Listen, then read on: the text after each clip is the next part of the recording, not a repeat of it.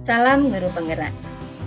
Selamat datang dalam Pendidikan Guru Penggerak Angkatan 5. Perkenalkan, nama saya Varianti SPD, calon guru penggerak dari SMA Negeri 10 Tebo, Provinsi Jambi. Saat ini saya tergabung dalam kelas 05020B2 dengan fasilitator Ibu Heti Mincepangki MPD dan pengajar praktik Bapak Zulfrianto SPD. Kita sudah sampai pada kegiatan 1.1A8 koneksi antar materi, yaitu kesimpulan dan refleksi dari modul 1.1.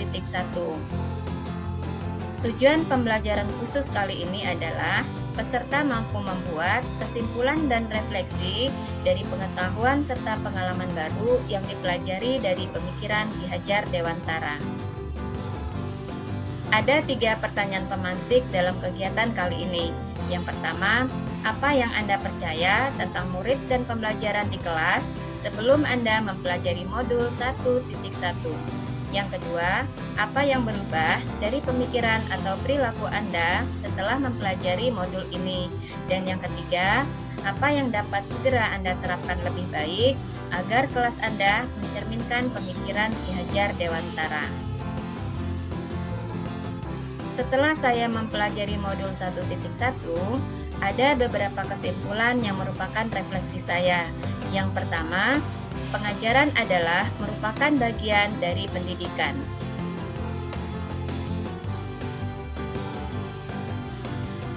Yang kedua, pendidikan merupakan tuntunan dalam hidup dan tumbuhnya anak-anak kita.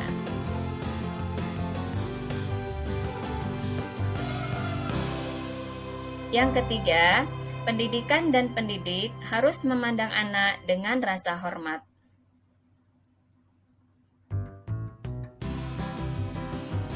Yang keempat, anak lahir seperti kertas putih dengan membawa coretan yang samar.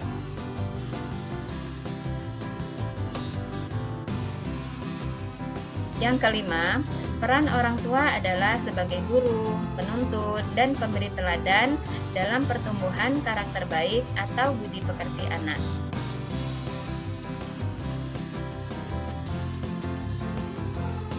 Keenam, pendidikan adalah tempat persemaian benih-benih kebudayaan yang ada di dalam masyarakat.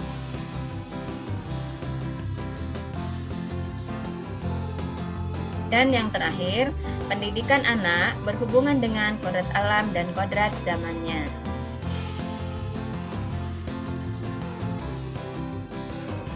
Sebelum saya mempelajari modul 1.1 ini, ada beberapa hal yang saya percaya tentang murid dan pembelajaran di kelas saya. Antara lain, saya mempercayai bahwa anak lahir seperti kertas kosong yang putih bersih tanpa coretan apapun.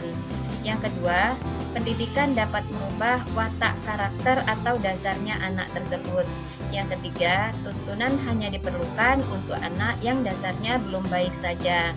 Dan yang keempat, pembelajaran harus disesuaikan dengan perkembangan zaman yang ada saat ini. Yang berubah dari pemikiran atau perilaku saya setelah saya mempelajari modul 1.1 yaitu yang pertama, saya tidak lagi memandang anak sebagai kertas kosong yang putih bersih dan bebas digambar oleh orang dewasa. Karena pada dasarnya anak terlahir seperti kertas putih yang sudah membawa coretan yang sama. Dan tugas pendidikan dan pendidik adalah untuk membantu menebalkan coretan yang samar tersebut. Yang kedua, saya memberikan tuntunan kepada semua murid saya, baik yang dasarnya belum baik maupun yang dasarnya sudah baik. Karena anak yang dasarnya sudah baik pun perlu mendapatkan tuntunan agar mereka tidak terpengaruh oleh hal-hal negatif yang ada di sekitarnya.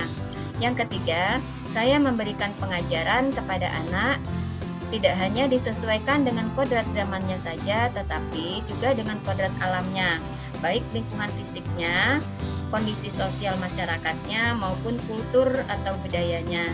Dan yang keempat, pandangan bahwa pendidikan hanya dapat mengubah lakunya murid saja dan bukan dasarnya. Jadi, pendidikan tidak bisa mengubah watak dasar anak yang merupakan kekuatan anak tersebut. yang dapat segera saya terapkan lebih baik agar kelas saya mencerminkan pemikiran Ki Hajar Dewantara antara lain. Yang pertama, saya melaksanakan pembelajaran dengan menggunakan model dan media pembelajaran yang sesuai dengan karakteristik belajar peserta didik saya. Seperti saya menggunakan model Flip Classroom, menggunakan media Google Slide, Google Form, Quizzes, Canva, dan lain-lain. Yang kedua, saya memberikan penugasan atau proyek dengan membebaskan kepada murid saya untuk memilih sendiri bentuk laporan dari hasil tugasnya.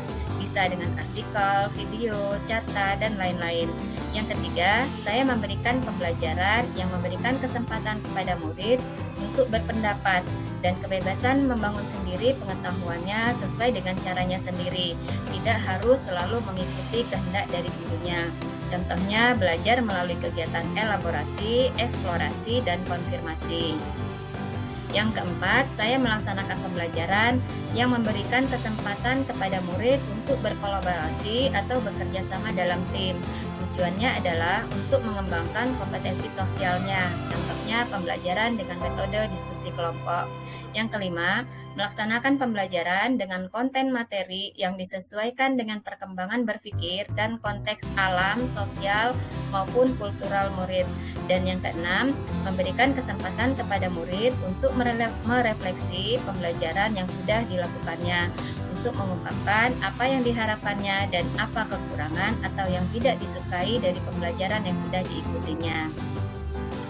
Berikut ini adalah beberapa dokumentasi kegiatan pembelajaran murid yang mencerminkan perwujudan Ki Hajar Dewantara yang sudah saya lakukan di kelas saya.